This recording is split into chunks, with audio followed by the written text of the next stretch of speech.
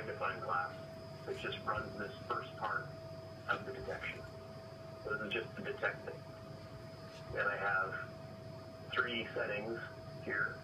That's a low detection. The medium detection, you'll see we pick up a little bit more of the junk. Sure. If I go to high, I think we'll probably pick up even more junk. Okay. Now, we don't want that.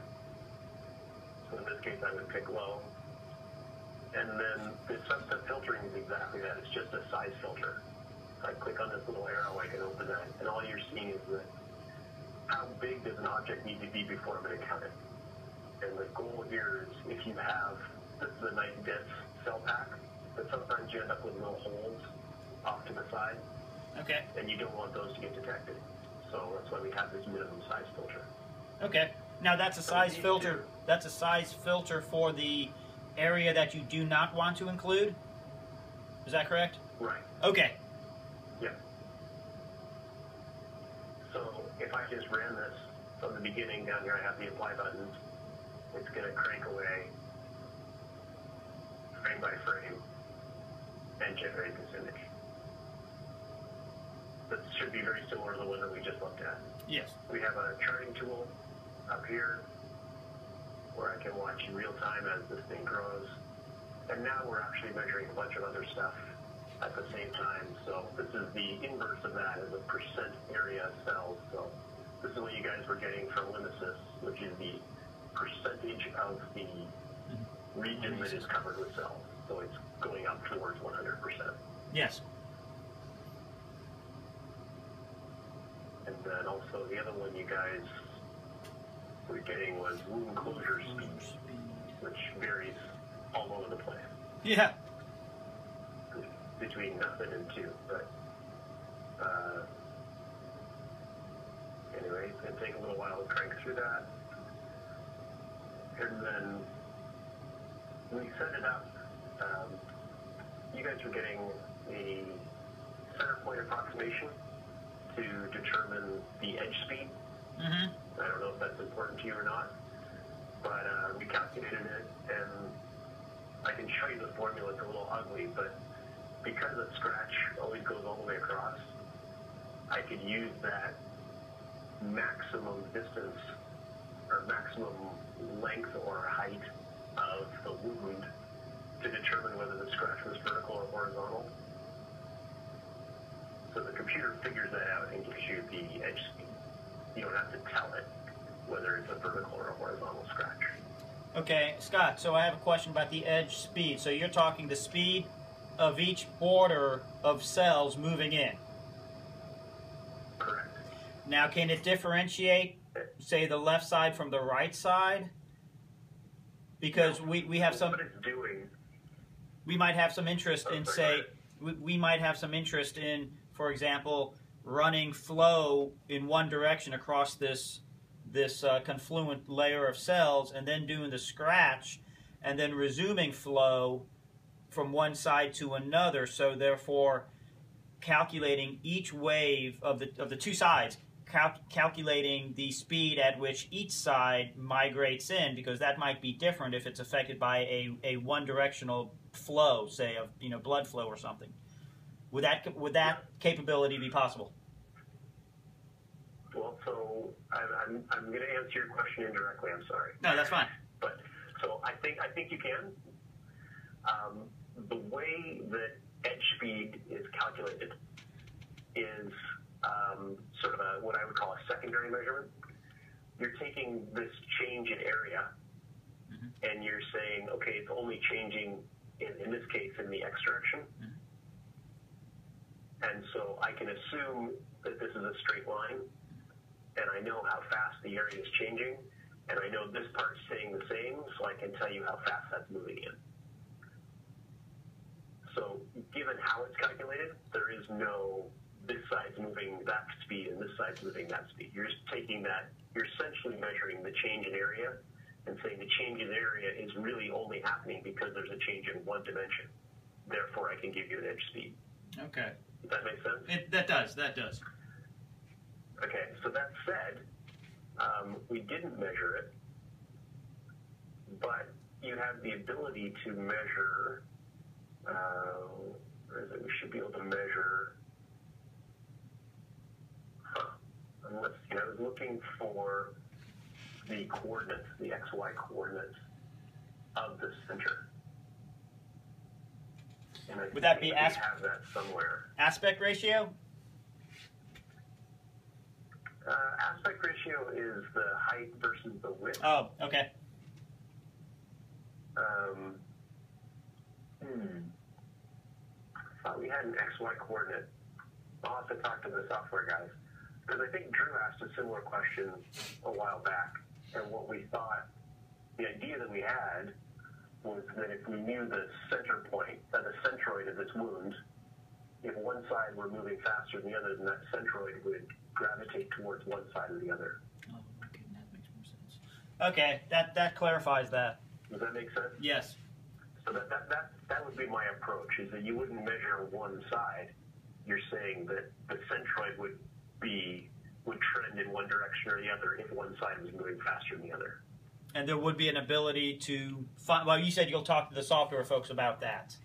Let me talk to the software. Yeah. I thought it was already in there. Okay. And if it's not in there, there's a reason, and I got to find out. And either it's because something else was deemed more important, or there's a problem. Sure. No, understood.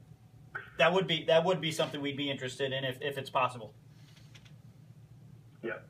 I don't see why it wouldn't be possible. We have this thing, and typically we can measure shouldn't be in trouble to measure the XY coordinates. Mm-hmm. There are some software things that always seem so easy to me that they go and tell me, well, we can't do it that way because of this module or something. Sorry, I'm just writing a note to myself. Okay.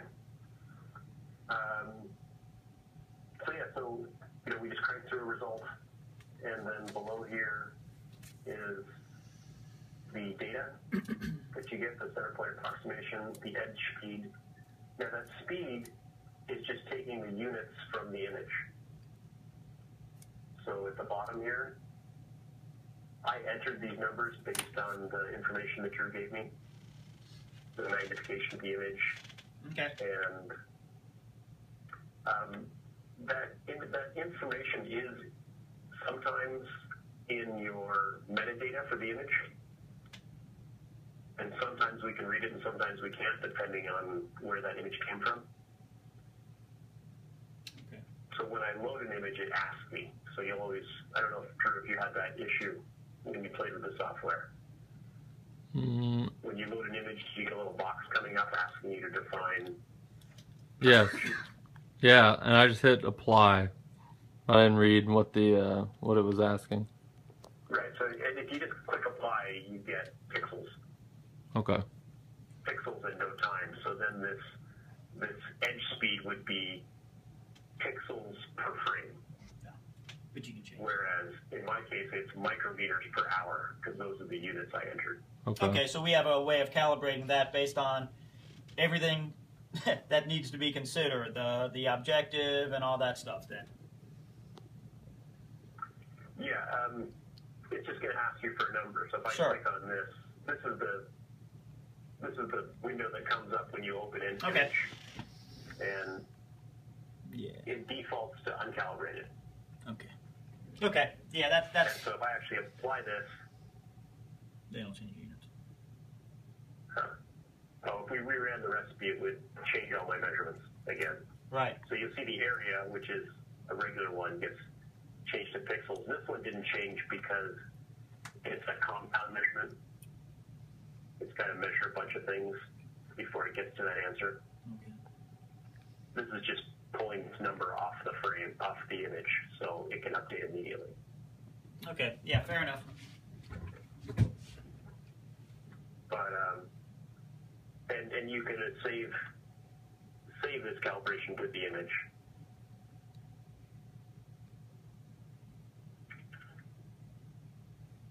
Is that number always going to be the same if we've used the same objective every time? If you guys use the same objective and have the same time course, then yeah, it'll always be the same, and you can just always apply the same thing. Okay. Yeah, and that's most of what we do anyway for that. Mm-hmm. But that may change again. So just a little more detail. about this stuff. So I just use these buttons, high, medium, low. So on the subset filtering, it's really simple. It's just a single filter. And you can see that's changing in size. The detection's a little more complicated. There's different things changing. There's a smoothing factor and a fill hole size. All of these things are explained in the help manual. I had a fair bit of success on the images that Drew provided with me, just sticking to this level of high, medium, low. Okay. I think there were one or two images where I had to play with the smoothing factor a little bit and go beyond. And I just wanted to point out that if, so I'm back in preview mode, because I clicked this little magnifying glass. Well, if I decided that I wanted to, I don't know, I decided that was a better image with 12, then I can just assign that to this button. And that's my new low setting now. Okay. And so the goal here is that we hope that for detection, you guys consistently have samples that fall into 3 categories. So you can set these up to be optimized for your 3 settings. You know, if you have 4, I'm sorry, you only have 3 buttons available. But the alternative is if you had more, then you can actually save this recipe.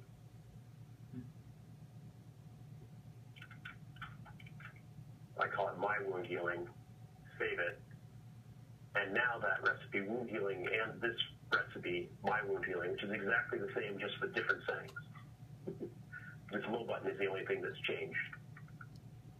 But I can do that over and over again. So I have, you know, wound healing for whatever cell type or whatever treatment you have, and then have a bunch of settings.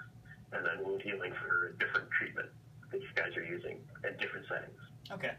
Yeah, that makes sense. You're just customizing it. The goal here is that, right, as most labs do the same thing over and over again. So if you find that's the case, you can set up recipes or even just buttons within the recipe so that you keep coming back to the same settings and you don't have to adjust from scratch every time. Right.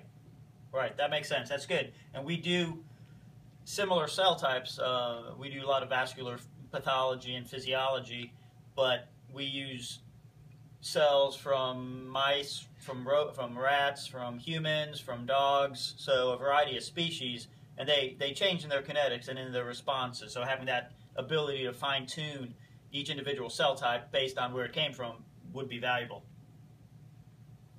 Yeah, and then you might just want to have, you know, My Wound Healing rats, My Wound Healing human cells, My Wound Healing, you know, however you want to divide it up, but I want you to know that you have the ability to sort of maintain those settings at all times.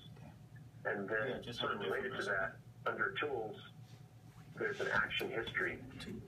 So once you've saved an image,